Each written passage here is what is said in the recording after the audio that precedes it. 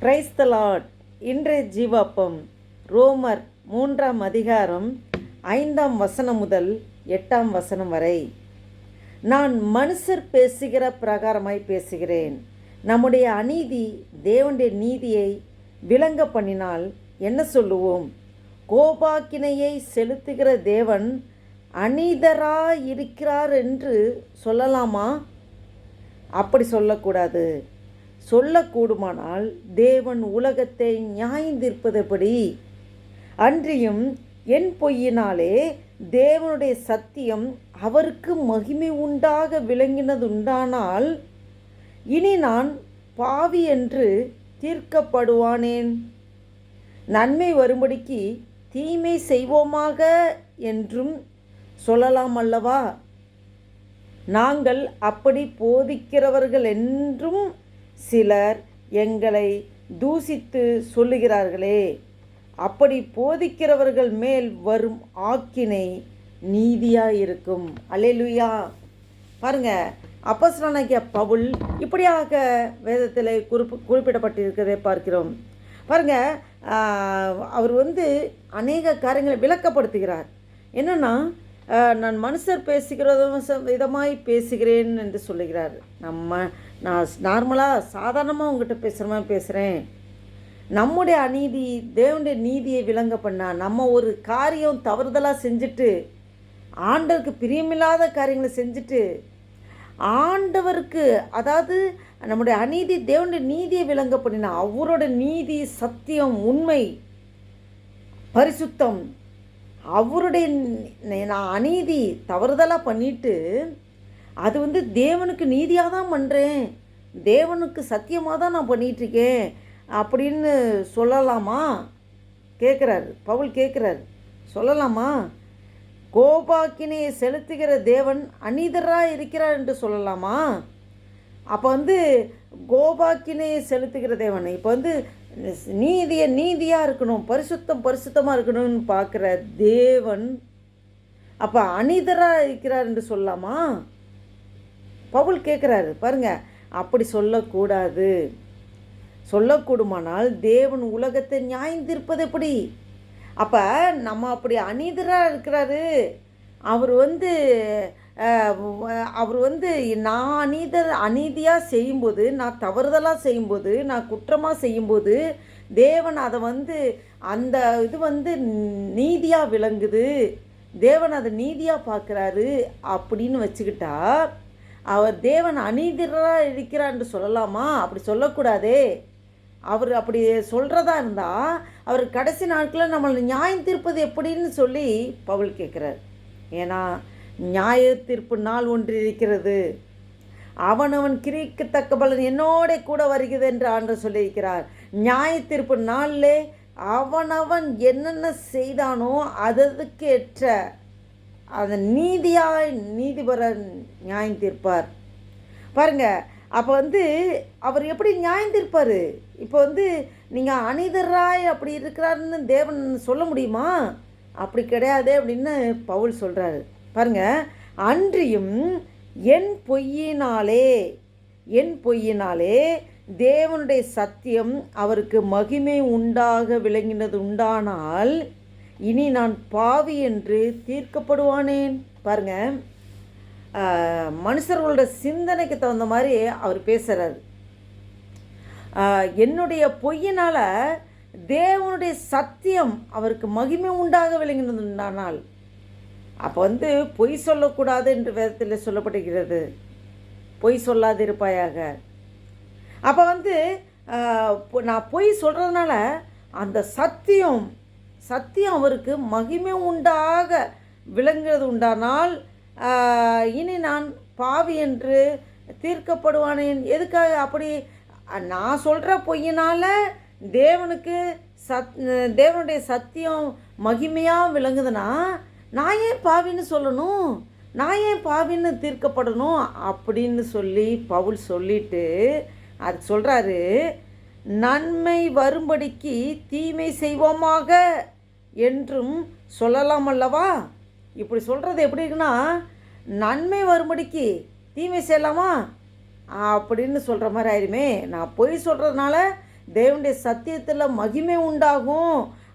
தேவனுடைய சத்தியம் வந்து அந்த பொய்யினாலே, அன்றியும் என் பொய்யினாலே தேவனுடைய சத்தியம் அவருக்கு மகிமை உண்டாக விளங்குறது மாதிரி இருந்துச்சுன்னா, நான் பாவின்னு ஏன் தீர்க்கப்படணும்? நான் நன்மை உண்டாகிறதுக்காக, நன்மை வரும்படிக்கு தீமை செய்வோமாக என்று சொல்லலாம் அல்லவா? அப்படின்னு சொல்லிட்டு தான், நாங்கள் அப்படி போதிக்கிறவர்கள் என்றும் சிலர் எங்களை தூசித்து சொல்லுகிறார்களே. சிலர் எப்படி சொல்கிறாங்க? இந்த மாதிரி பவுல் வந்து போதிக்கிறாங்கன்னு சொல்லி சில பேர் வந்து பவுலோடைய போதகத்தை தூசிக்கிறாங்க. அப்போ ஆனால் உண்மையாலுமே அப்படி போதிக்கிறவர்களுக்கு என்ன ஆகும்னு சொல்கிறார் பாருங்க. அப்படி போதிக்கிறவர்கள் மேல் வரும் ஆக்கினை நீதியாக இருக்கும் என்று சொல்லப்பட்டிருக்கிறது. பாருங்க, இப்படி ஆண்டோடைய திட்டம் என்ன, ஆண்டோடைய சித்தம் என்ன அப்படிங்கிறத, ஆண்டோடைய நோக்கம், அவருடைய பரிசுத்தம், அவருடைய சத்தியம், அவருடைய நீதி, அதை அறியாமல் அதை புரட்டி வசனத்தை புரட்டி பேசுகிறவர்கள் மேல் தேவ கோபாக்கினை வரும். அதை தான் அப்படிப்பட்ட போதிக்கிறவர்களுக்கு வரும் ஆக்கினை நீதியாக இருக்குன்னு பவுல் சொல்கிறாரு. ஆனால் பவுலுடைய போதகத்தை கேட்டு இவங்க மற்ற கேட்குறவர்கள் என்ன சொல்கிறாங்கன்னா, இவங்க இந்த மாதிரி மாற்றி பேசுகிறாங்க, ஆண்டவருடைய சத்தியத்தை இவங்க மாற்றி பேசுகிறாங்கன்னு சொல்லி இவங்க மேலே அப்படி தேவையில்லாத அவங்க வந்து என்ன சொல்கிறாங்கன்னா, தாங்கள் அப்படி போதிக்கிறவர்கள் என்று சிலர் எங்களை தூசித்து சொல்லுகிறார்களே என்று பவுல் சொல்கிறார். ஆனால் அவரே அப்படி சொல்கிறாரு, அப்படி போதிக்கிறவர்கள் இருப்பார்கள் என்றால் அப்படி போதிக்கிறவர்கள் மேல் வரும் ஆக்கினை நீதியாக இருக்கும். ஆண்டவர் நீதிபரர்.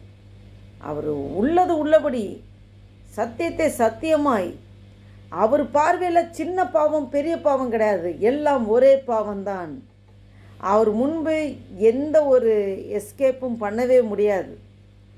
இப்படி வசனத்தை திரித்து பேசுகிறவர்கள், ஆண்டவருடைய வசனத்துக்கு புறம்பாக பேசுகிறவர்கள், போதிக்கிறவர்கள் மேல் தேவ கோபாக்கினை வரும்.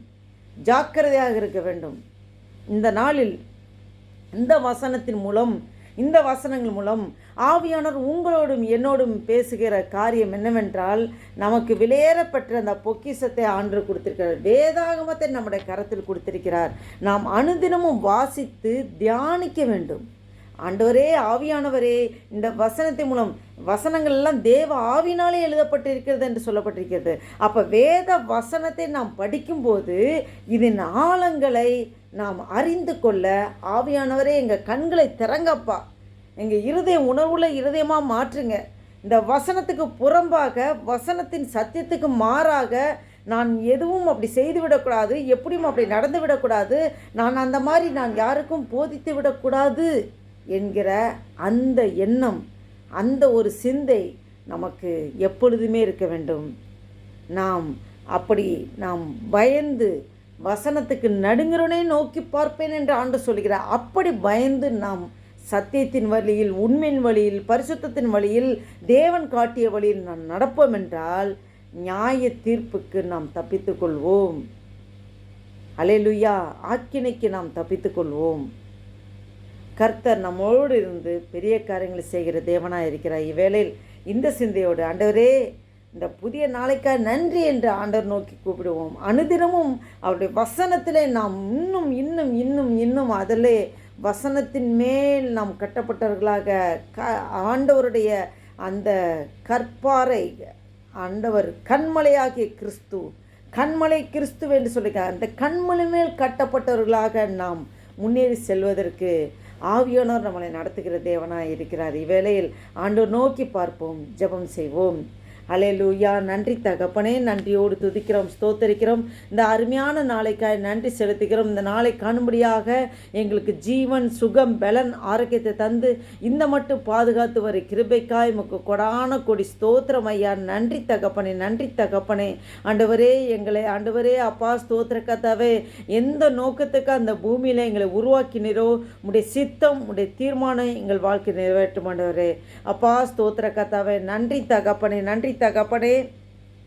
அப்பா இவ்வேளை கூட ஆண்டவரே, அப்பா ஸ்தோத்திர கர்த்தாவே ஆண்டவரே, இந்த ஒரு புதிய நாளை காண கிருபை செய்திருக்கிறீர். ஜீவன் தந்திருக்கிற நன்றி அப்பா, பலன் தந்திருக்கிற நன்றி அப்பா, சுகம் தந்திருக்கிற நன்றி அப்பா.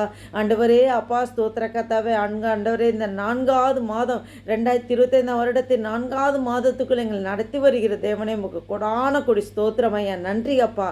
எந்த நோக்கத்திற்காக எங்களை இந்த பூமியில் உருவாக்கினீரோ உம்முடைய சித்தம் நிறைவேறட்டும் ஆண்டவரே. இந்த வாசித்த வேத வசனத்தின்படி வேதத்துக்கு புறம்பாக போதிக்கிறவர்கள், வேதத்துக்கு புறம்பாக நடக்கிறவர்கள், ஆண்டவரே வசனத்தை திரித்து பேசுகிறவர்கள், வசனத்தின் சத்தியத்துக்கு மாறாக பேசுகிறவர்களை நாங்கள் இனம் கண்டுகொள்ள ஆண்டவரே ஆவி பகுத்து வரத்தை எங்களுக்கு தந்து நடத்துங்க அப்பா. ஆண்டவரே, நாங்கள் சத்தியத்தை சத்தியமாய் போதிக்கும்படியாகவும் சத்தியத்தின்படி உண்மையின்படி ஆண்டவரே நாங்கள் நடக்கும்படியாகவும் எங்களே முழுவதுமாக தாழ்த்துக்கிறோம், ஒப்பு கொடுக்கிறோம், அர்ப்பணிக்கிறோம் ஆண்டவரே. உடைய நாமம் ஒன்றே மகிமைப்படட்டும். உமக்கென்று மாத்திரம் சாட்சியாக ஜீவிக்க எங்கள் ஒவ்வொரு நீர் பலப்படுத்த முடியாது ஜெபிக்கிறோம். நீர் அப்படியே செய்கிறதுக்காக நன்றி செலுத்திக்கிறோம் ஆண்டவரே.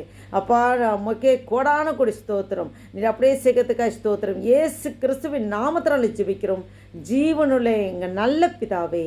ஆமேன், ஆமேன். Praise the lord. Thank you Jesus.